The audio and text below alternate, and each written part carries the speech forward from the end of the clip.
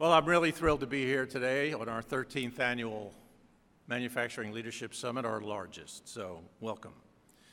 And let me start with a formal welcome. Members of the Board of Governors, Manufacturing Leadership Council members, ML Award winners, industry colleagues all, welcome to the 13th Annual Manufacturing Leadership Summit. This is the 13th time I have stood before you to open these proceedings. The world has turned over many times since our first days in New Orleans in 2005. We have witnessed economic downturns and upturns, political and social upheavals, seemingly endless wars, miraculous new technologies, and shockingly disruptive business transformations. Through it all, one core belief, the vision of this council, has kept us together, that manufacturing is the fundamental driver of economic and social prosperity, and that its growth will lead to a better future and a higher standard of living for all people. It is a belief that our work is greater than the sum of its parts, and that our role is not just to make things, but to make life better for all people. Back in 2005, the manufacturing industry was undergoing dramatic change driven by globalization, rising competition, more demanding customers, the need for mass customization, relentless cost reduction, and the urgent requirement to prepare for a new generation of worker. And underneath it all, technology on the factory floor, in the front office, in the back office, and for the individual was on the march. Over the years, these trends have not only continued to play out, they have picked up speed. Many companies that were dominant in their markets years ago either no longer exist or have faded from view. Whole new technology-inspired business models have emerged, typified by Uber, Tesla, Airbnb, and others.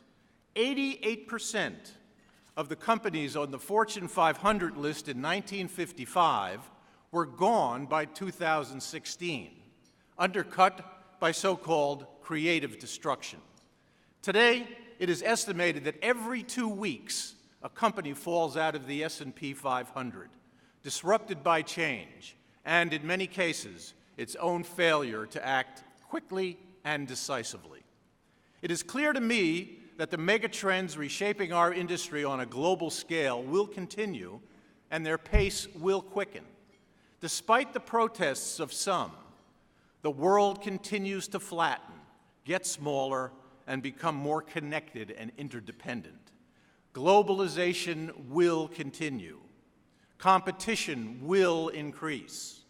Customer expectations will become more personal, and the manufacturing industry will continue its journey inexorably into the digital era.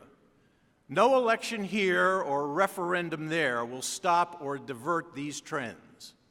Those who wish to return to what they perceive to be a more glorious past will only risk their own future. And we continue to believe that a connected community of manufacturing leaders gathered together to deal with common issues to all is the best way to lift up our people, our companies, and our industry as a whole. As GE Chairman and CEO Jeff Immelt said in a speech at Georgetown University last month, and I quote, "Globalization has made us more efficient, more competitive. If leaders think people want to live without the many benefits economic integration has enabled, they're in for a rude awakening. We need to fight for new technologies, not old ones." Last year, under our summit theme of Manufacturing 4.0, the new rules of leadership, I spoke to you about the tidal wave of digital change that was forming on the horizon of our industry, and that would, in the next 5 years, sweep across it with dramatic effect on how we build products, how we organize factories and work, and how we lead our companies. I described M4.0 as a multidimensional opportunity, as well as a multi-level challenge, one that will test every fiber of our companies. That's because M4.0 is not just about investing in new automation and IT technologies. Its essence is found in cultural change and organizing differently, understanding and successfully implementing such things as flatter organizational structures and collaborative innovation models, as well as retooling leadership teams with non-traditional skill sets. In short, M 4.0 is a three-dimensional undertaking: one part technology, one part organizational, and one part leadership, with success depending upon the deft orchestration of all three. Bottom line, M 4.0 isn't easy work, which may help explain where we find ourselves in 2017.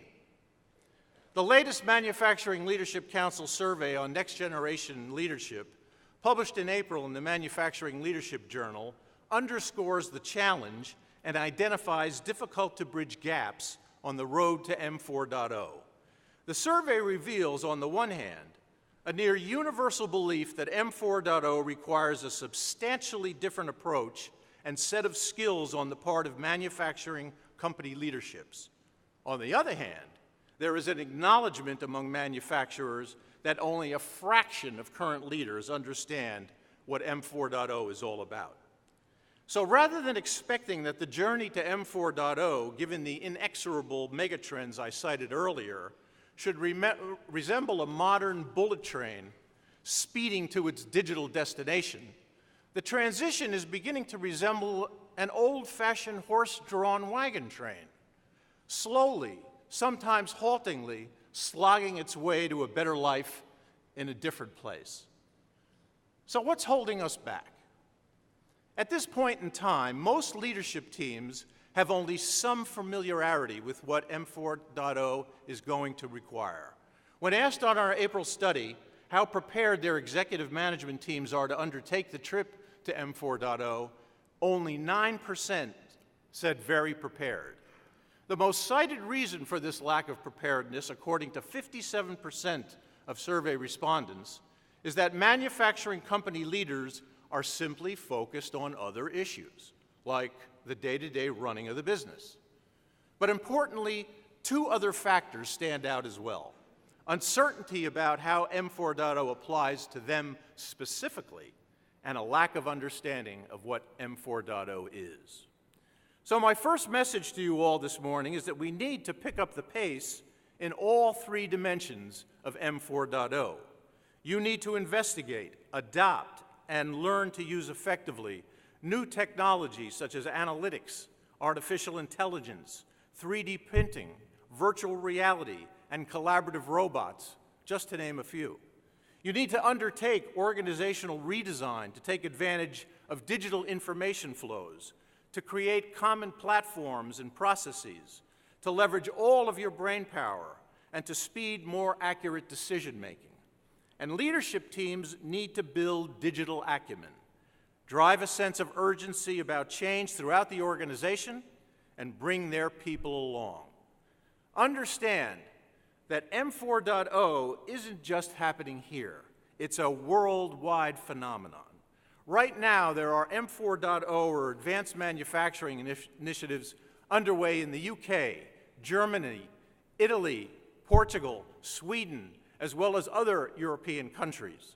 In Asia, China is moving ahead with its Made in China 2025 program, which we will hear about this afternoon. And India is pursuing its Make in India initiative. The competitive stakes couldn't be higher.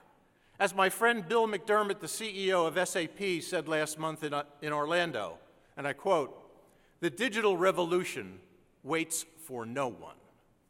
On the technology front, which may very well be the head on the arrow of change, I believe we have reached a critical mass, a powerful combination of front office, back office, and factory floor technologies that is enabling us to see beyond just the automation of existing operational and business processes to the creation of new business models and even new businesses. The critical mass is remolding, reforming the core of business, what creates value. As a software industry colleague of mine said recently, and I quote, "In the past, strategy became software. Today, software is becoming strategy." But here again, we need to pick up the pace and embrace advanced technologies more aggressively. For example, in our annual Factories of the Future study, results of which were published in the February issue of the journal, only 8% of respondents said their companies were using analytics software in a prescriptive way to identify and implement solutions to problems on the factory floor. The good news is that over the next 5 years, 50% said they expect to be doing so. The even better news is that role models are beginning to emerge, use cases that can show us the way forward. A great example is Lexmark's predictive service, which combined thousands of smart, connected printers in the field with predictive algorithms and models, allowing the company to predict and proactively fix service issues. This has resulted in millions of dollars in savings for Lexmark and better service for customers. Tomorrow night, Lexmark will be honored for its accomplishment at the Manufacturing Leadership Awards Gala. On the organizational front, too, there is much work to be done. The goal of integrating our companies remains very much a work in progress. The results of our new integrated enterprise study published in this month's journal shine a light on how much work is ahead. While a solid majority, 53% of survey respondents say their cross-functional integration is a stated goal of their companies, the vast majority have yet to organize well around the opportunity.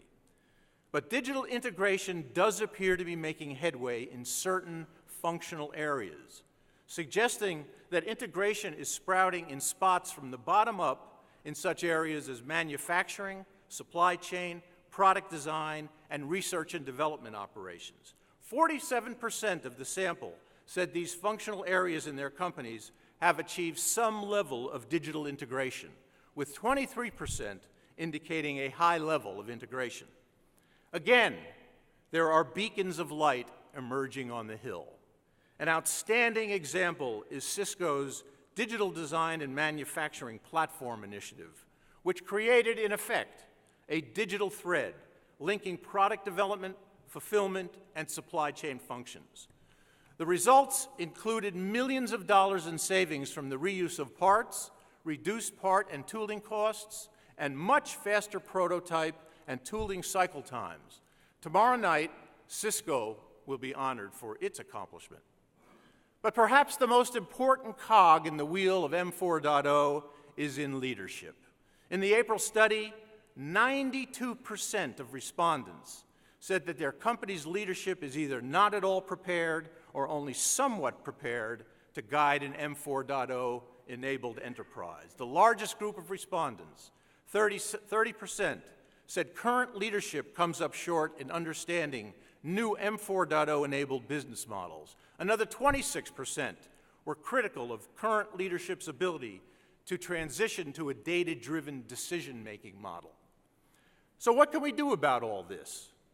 Perhaps a clue can be found in something Alfred P. Sloan, the long-serving president of General Motors, said many years ago in a different but no less challenging time, and I quote, "There has to be this pioneer, the individual who has the courage, the ambition to overcome the obstacles that always develop when one tries to do something worthwhile, especially when it is new and different."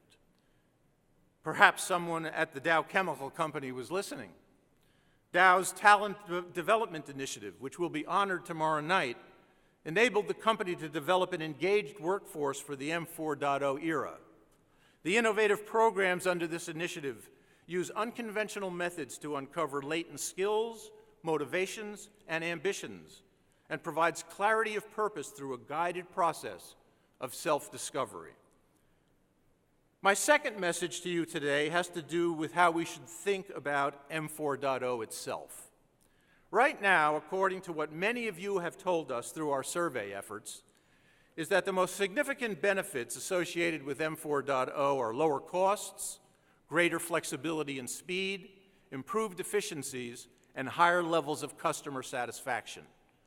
All worthy, might I say, incremental goals, many of which are a function of the current state of understanding and adoption of M4.0.